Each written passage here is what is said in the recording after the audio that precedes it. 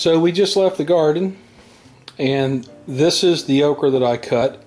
This pod measures probably about 8 inches or so. It may be a little tough. I'll try it in a minute, but these 12 here are perfect. Part of the batch that we cut last night, and we probably cut 30 pods last night. These pods here, as you can see, that's probably about the same length.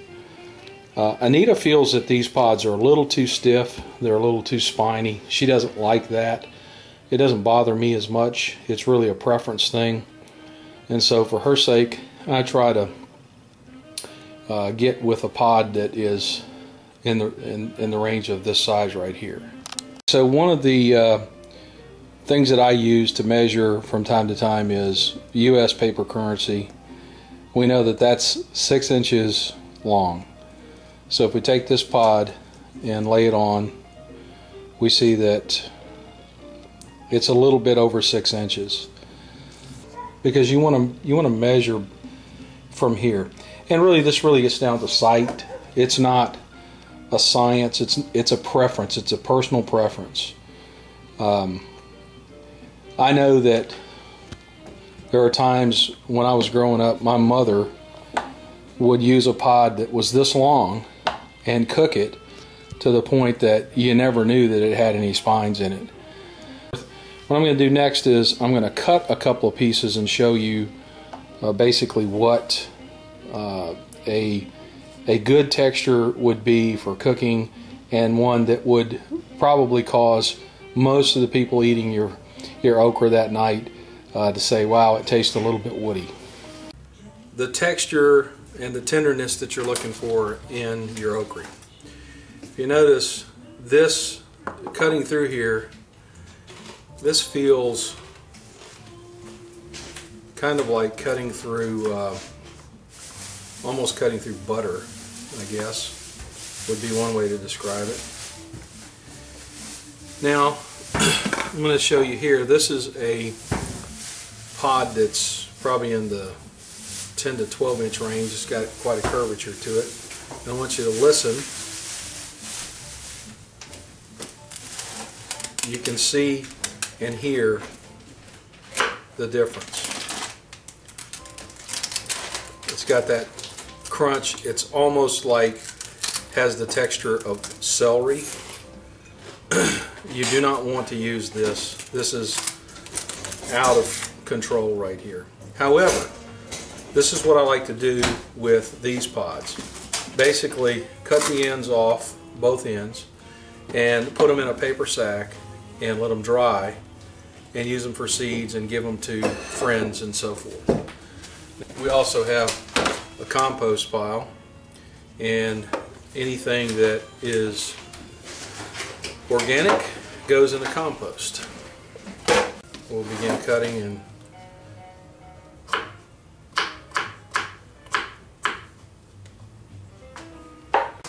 now you hear this one right here. This one is, even though it's within that size range, that length, it still has a little bit of a crunch to it, and that would be okay. Now this one is about the same length, almost the texture of butter. You can hear a little bit of spininess in it. And if you notice the size of the chunks that I'm cutting, okay? You can cut them smaller if you want. I choose to do that if I'm going to cook the okra down.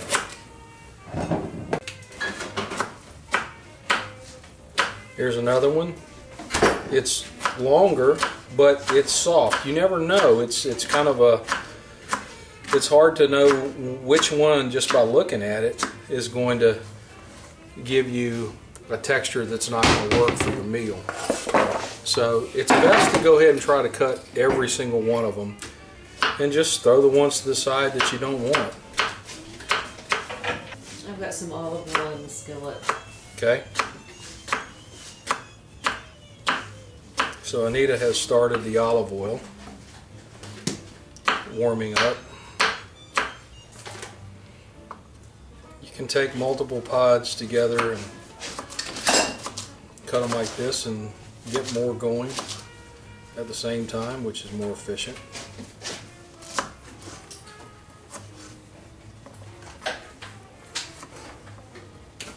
And here is, I would say, what would you say, Anita? 2.5 cups, maybe 3 cups? No, about 2 cups. That's about 2 cups right there.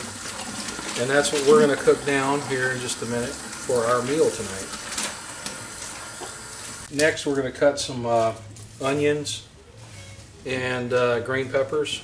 What I'm going to do here is cut basically just a half of an onion, a little bit of green onion,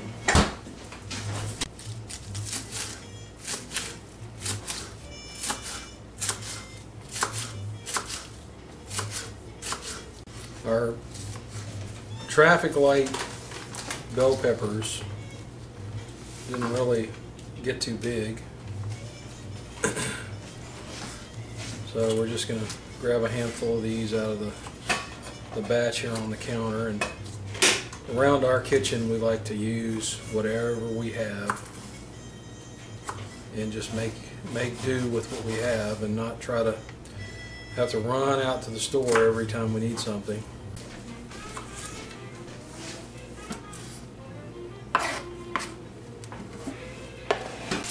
Needs to start cooking down.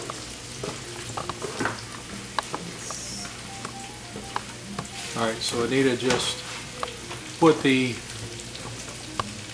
cut okra into the black iron skillet, and it had about, probably an 1/8 to 1/4 inch of oil in the bottom of it. And so that'll be a process of cooking down now. It'll take approximately 20 to 25 minutes to cook it down. And these are Slim Jim peppers. And what is it, the 21st today? Today's the 23rd. 23rd of August, and we're still producing peppers. These are some jalapenos. Oh, here's a nice little stoplight pepper. Obviously they call them traffic light peppers because red, green, and yellow. So we'll cut those up and put them in as well. Now we have our onions and green peppers, and back in the old country, the old coonies, they also threw in some celery and they called it the Trinity. But we're not going to throw the celery in there tonight. But anyway, we're going to... What are you laughing at? Are you laughing at me? Yeah. Huh? It's falling again. You're laughing at me. Hello? Aren't you?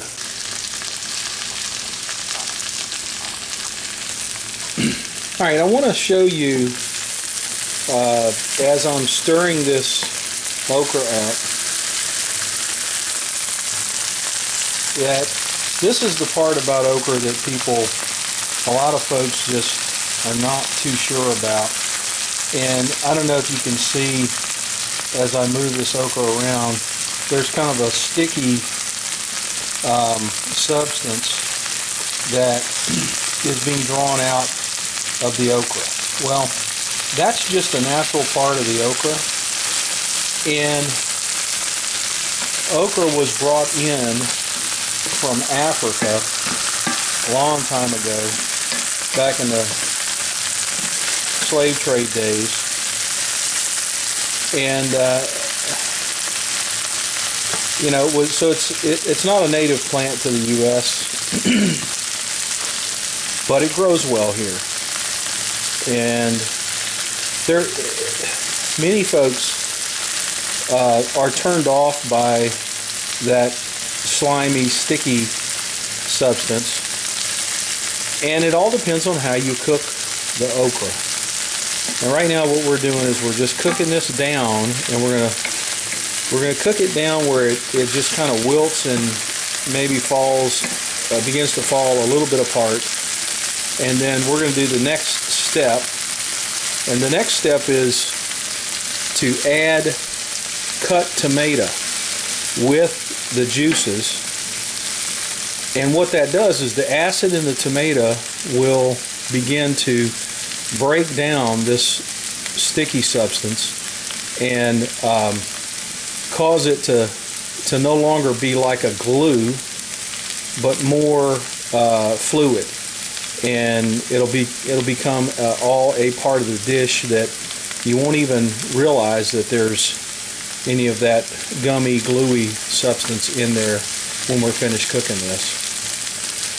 Also, the seeds add flavor. The seeds have a delicious flavor, so you definitely want seeds. Don't worry about that. As you can see here, there's a piece that's turned, it's been cooked really brown, and you want some of that, but you certainly don't want to burn it. I just noticed that I had a stem. There we go. There's a stem right there, and we want to make sure we get this stem out of here. So